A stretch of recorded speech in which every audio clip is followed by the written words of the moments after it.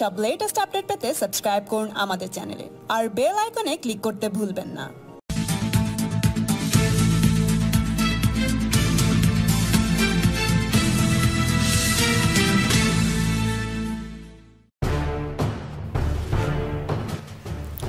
Rafale যুদ্ধবিমান কেনা নিয়ে ফ্রান্সের সরকারের সঙ্গে যে চুক্তি হয়েছে তা নিয়ে 2018 সাল জুড়ে কেন্দ্রীয় রাজনীতিতে ঝড় বয়ে গিয়েছে।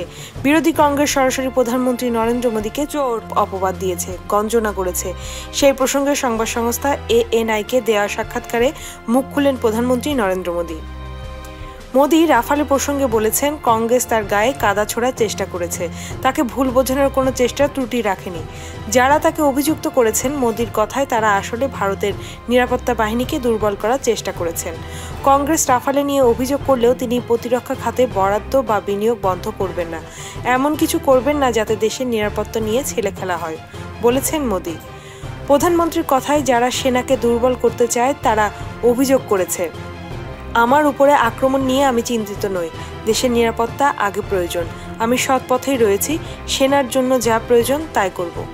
প্রসঙ্গত, ড্যাসল্ট এভিয়েশনের সঙ্গে রাফালে চুক্তির পরে 58,000 কোটি টাকা ব্যয়ে 36টি রাফালে যুদ্ধবিমান কেনার চুক্তি হয়, যেখানে দুর্নীতির অভিযোগ ওঠে। অফসেট পার্টনার হিসাবে এই চুক্তিতে রিলায়েন্স গোষ্ঠীকে 30,000 কোটি টাকার সুবিধা পাইয়ে দেওয়ার অভিযোগ ওঠে, যদিও সুপ্রিম কোর্ট এই সমস্ত অভিযোগ খারিজ করে দিয়েছে। ये मेरे पर व्यक्तिगत आरोप नहीं है, एक सरकार पर आरोप है। सरकार पर आरोप, मेरे पर व्यक्तिगत आरोप है तो उनको खोज करके निकालना चाहिए कि किसने दिया, क्या दिया, कहां रखा, सब निकालना चाहिए। दूसरी बात है कि संसद में मैंने विस्तार से इसका जवाब दिया है, जहां भी मुझे पब्लिक में बोलने का मौका मिला है मैंने इस विस्तार से बताया है। तीसरी बात है, सुप्रीम कोर्ट तक मसला क्लियर हो चुका है। सुप्रीम कोर्ट ने उसके बाल की खाल उधेड़ करके सारी चीजें निकाल करके रख दी है। फ्रांस के राष्ट्रपति जी ने बयान दे दिया है, भारत के प्रधानमंत्री ने बयान दे दिया है। उनको इतना कर लीजिए, जो इतने सवाल मुझे पूछ रहे हैं, वे जब भी बोले तो आप इतना कोई मीडिया में हिम्मत होनी चाहिए, उनको पूछे कि ठहरिए भाई, आप बताइए, सिद्ध कीजिए, आप जो आरोप लगा रहे हैं हमें बताइए। ऐसे पत्थर मार के भाग मत जाइए, कीचड़ उछाल करके भाग मत जाइए, एक तो सवाल पूछिए उनको, कहीं तो दे कि भाई हाँ यहाँ का लिंक यहाँ, यहाँ का लिंक यहाँ। ये तो दे नहीं पा रहे, बोलते चले जा रहे हैं।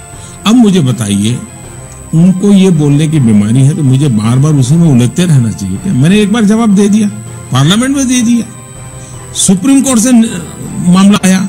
दूसरी बात है, देश में चर्चा ये होनी चाहिए कि आजादी के बाद लगातार डिफेंस डील हमेशा विवादों में क्यों आए हैं?